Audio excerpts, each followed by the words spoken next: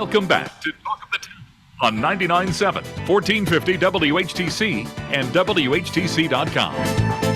Welcome back to Talk of the Town for this Thursday, September 1st. I'm Gary Stevens. It is the first Thursday of September, And at this time, we catch up with things going on in the Allegan County Sheriff's Department with Sheriff Frank Baker via the Zoom connection this morning. Frank, good morning and welcome back, sir. Good morning, Gary. Glad you are with us. You have a question about law enforcement, especially in Allegan County. Sheriff Frank Baker will be happy to answer it at 616-395-1450, 616-395-1450. Coming up to the Labor Day weekend, the traditional end of the summer vacation season. Vacation for some, but for you and your staff, no break right now. Definitely law enforcement efforts will be first and foremost over this coming weekend. Yeah, summertime obviously is something we hate to see come to an end, but obviously we do enjoy the holiday weekends, and we know and anticipate that people will be out. Traffic's going to be heavy, especially today. And you're going to see a lot of traffic that's going to be heavy on Monday when people are returning from their weekend trips and their getaways. And we'll have, deputies out, patrolling, obviously looking for those infractions that are going to be safety related, such as alcohol use and speeding. And we just want everybody to have an enjoyable holiday weekend and end of summer, but do be safe, be cautious, and understand that patrols will be out, and we'll be specifically looking for those things that are going to potentially endanger the public who are traveling. The other thing, too, another thing I should say, Frank, is the fact that even though many road construction projects will be put on hold for actual work because of the holiday, there will be some road construction areas that, frankly, will still need to be blocked off. And what we have seen is that people tend to ignore speed limits when they know the workers are not there, and that's when perhaps some extra enforcement might be needed. Correct. And the other thing is, when you get these construction areas, there's always a lot of people looking, trying to figure out what's going on with the construction project, maybe not being quite as attentive to the roadway, and maybe not noticing that traffic is slowed down in front of them.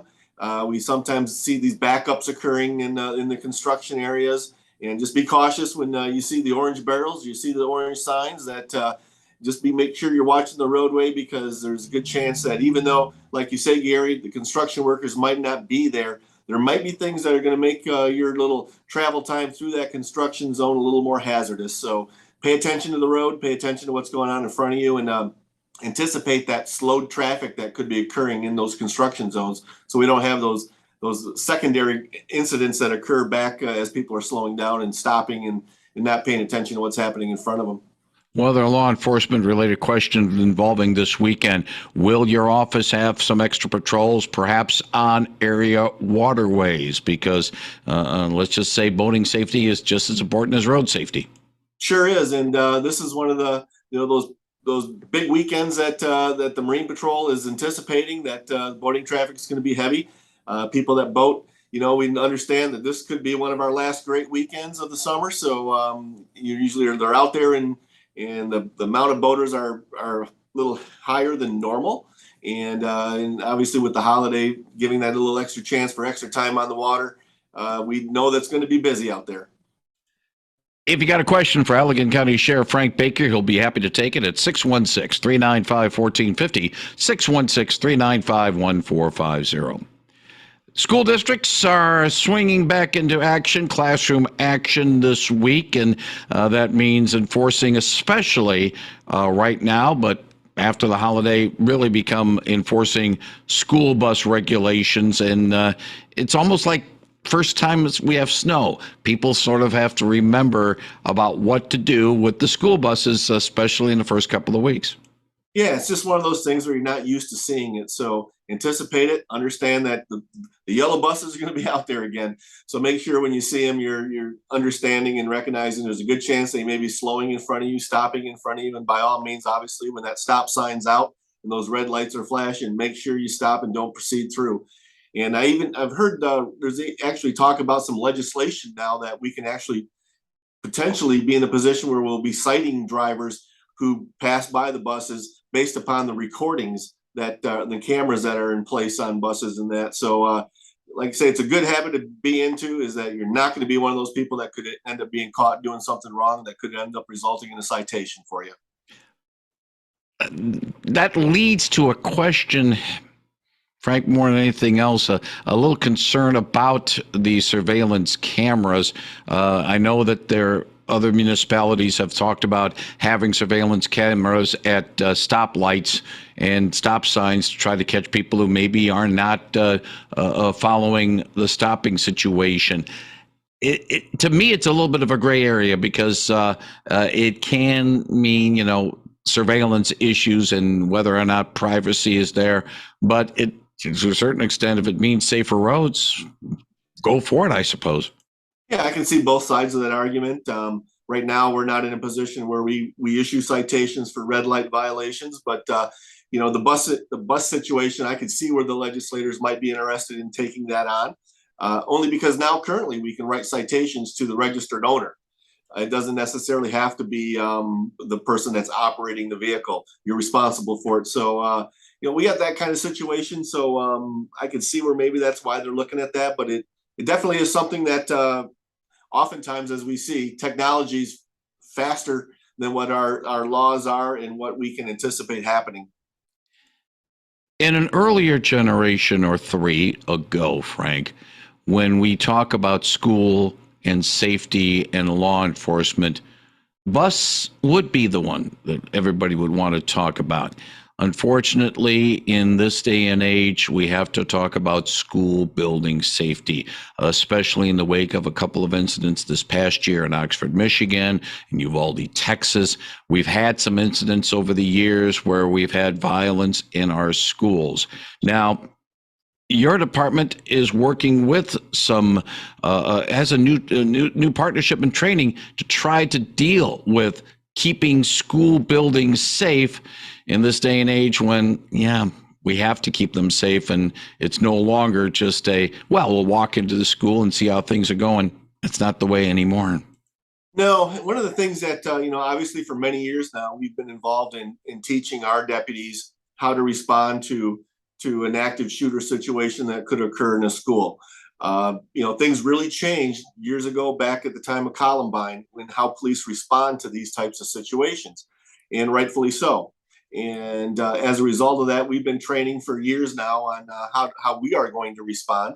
And then we started taking that to another level, and we started working with school administrators to train their staff so that they understand what our response is going to be, and they can understand the kind of the stress that they will be in, the type of reaction they may anticipate, and what they can do to help protect their students.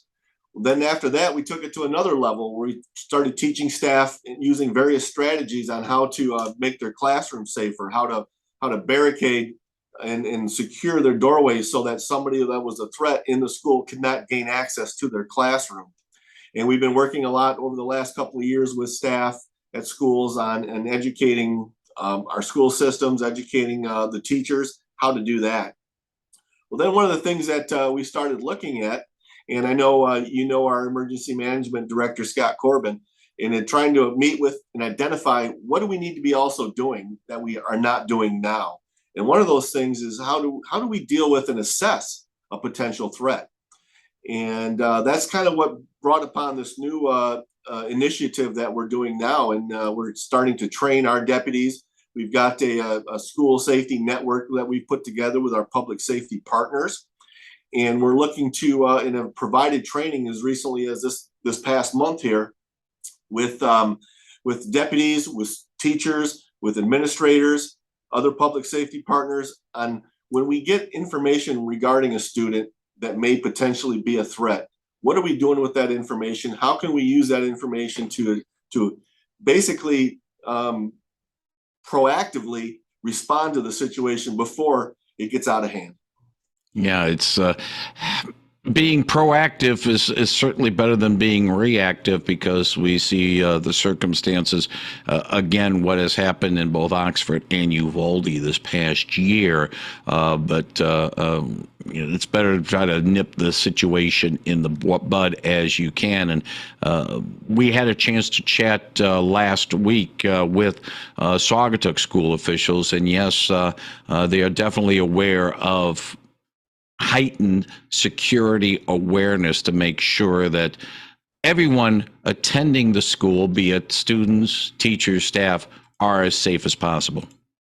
Exactly. I mean, to provide a good, safe environment to learn in, I think is critical. I think you have to have that feeling of safety and security in order for that environment to be successful and the students to receive the education they deserve. So that's one of the things that we're looking at, is how can we help do that?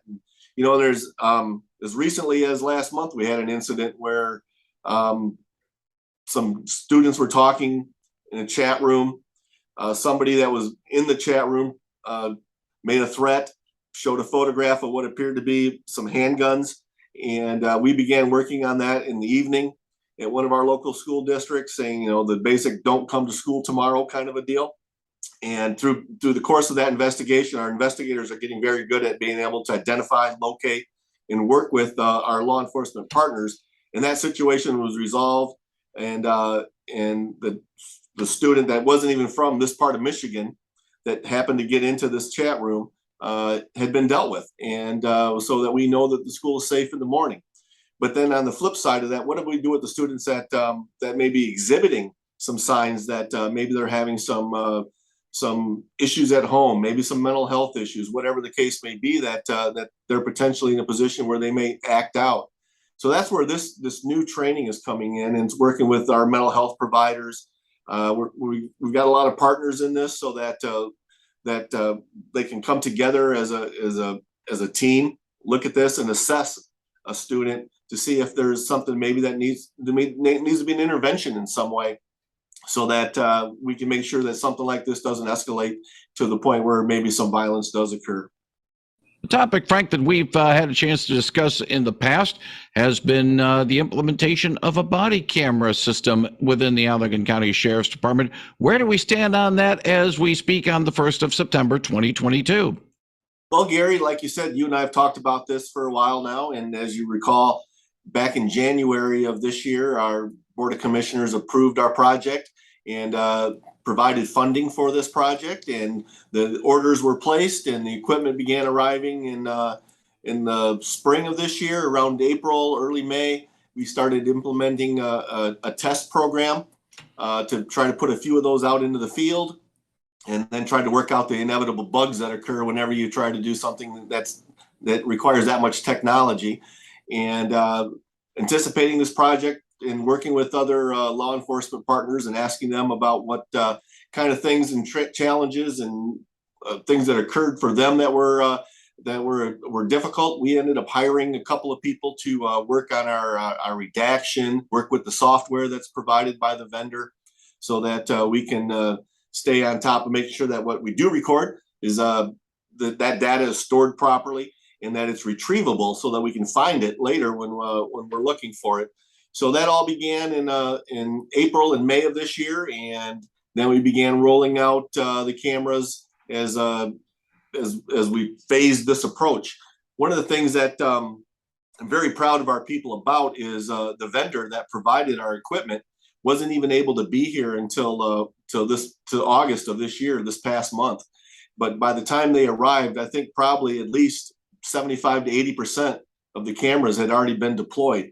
And we were able to work through a lot of the bugs and the issues ourselves, and asking our fellow law enforcement partners that have this equipment, how did you deal with this? How did you deal with that? And we're very pleased with the product. We're very pleased with the result. We're even going as far as we're going to be putting cameras within the correction center itself. The building itself has cameras within the jail, but knowing the importance of that perspective that you get from the officer's point of view, we felt it was important to have them in there as well. So we've actually just this last week or two, began placing the cameras in the jail as we kind of wrap up this project. And then the next phase will be our specialty units like the Marine Patrol and that. But the Road Patrol itself, we're very happy to say that this project, I guess, I don't want to say completed, because there are still a few bumps and hurdles and snags and issues we're running into. But for the most part, it is implemented, and we have the cameras out on patrol. There's a fine line when we talk about the body cameras and the video cameras between the public's right to know and gathering evidence for the county prosecutor's office when there are criminal situations. So to a certain extent, when a video is put together based on surveillance video from the body cameras, it's almost as if you have to make two copies, one for the prosecutor and one for the public. Am I oversimplifying that? No, we've been meeting and having numerous meetings and discussions regarding this, because the laws that pertain to the Freedom of Information Act, there are certain things that we have to redact out of videos, because people have a right to privacy. When you're in somebody's home, you have a right to privacy within your home. There are certain things that we cannot share because of reasons such as that. Things like the computers that we use that have information that can't be shared because it's people's personal information. So there's a lot of redaction that has to take place with these videos when somebody requests one of those. But then when you provide the copy to the prosecutor's office, they have a different set of rules, because that copy has to be able to be made available to the defense. So that type of redaction is different than the redaction that goes to the public. So it's not uncommon for from what I'm being told by our staff that's doing this, for an hour of video, you may have anywhere from 1 to 3 hours of work on it to do the redaction. And of course, every case that ends up being submitted to the prosecutor, if there's video with it, a copy needs to be made available. And then the challenges of when you get multiple officers on a scene, then you just multiply that by how many people are there. So a lot of things that we've been working through, and trying to anticipate the volume of work that's going to be involved in this. But a lot of people just think it's the camera. You buy the camera, put it there, and we're good to go. But it's really the behind the scenes things that are the real challenge. And it's going well. We're very happy with it. And while I know it's going to be a challenge for us staffing wise and being able to deal with this, I think it's the best thing for us. I think it's the best thing for the community. And it's obviously something that the public expects. And we're glad to be able to be in a position where we can now do this. One other question, and not so much a question, but clarify this for me, Frank, is the fact that when I was talking about having the video copied to the prosecutor's office, they get it raw, or do they get a redacted version as well as the defense in the situation? Well, one of the things that we're doing, Gary, to try to make this as efficient as possible is we're working with the prosecutor's office with the software systems that are available to do the redaction, so that they can basically view our unredacted, what we were calling a clean copy. We're trying to make it so we don't have to actually burn a copy of this. They can just view it in the cloud, so to speak. And then because the prosecutor has different sets of rules for what they share with the defense, and we're not probably the best person to make that determination. But yes, the prosecutor typically is going to get the full unredacted version of what is occurring. And then obviously there may be things that I'm not aware of, because I'm not a prosecutor or a lawyer, that they have to share with the defense. But like say, from our perspective, what we have to provide out to the public, there are certain things that we have to redact.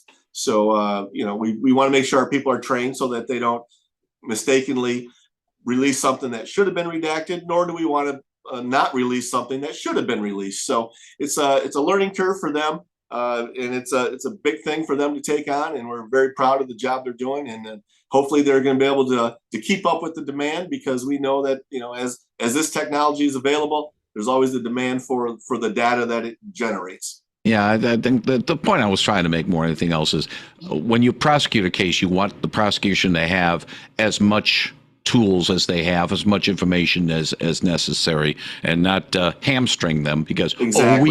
we gotta keep some things private because of privacy laws and stuff No, like that. no, exactly right, Gary. We won't have any more time, unfortunately, for any more calls because we are out of time in this particular segment. But as always, we have a chance to chat with Allegan County Sheriff Frank Baker on a monthly basis, or from his staff on a monthly basis, first Thursday of the month here on WHTC's Talk of the Town. Frank, as always, thank you very much for your time, and wish you and all the staff well. Hopefully all will be safe over the holiday weekend. It is a dangerous time, of course, because of more people on the roads, and let's hope that we do, let's put it this way, make my job on Tuesday tough because we don't have to report any bad news coming out of the county. Frank, take care, and we'll talk to you soon. Thank you. Have a good holiday.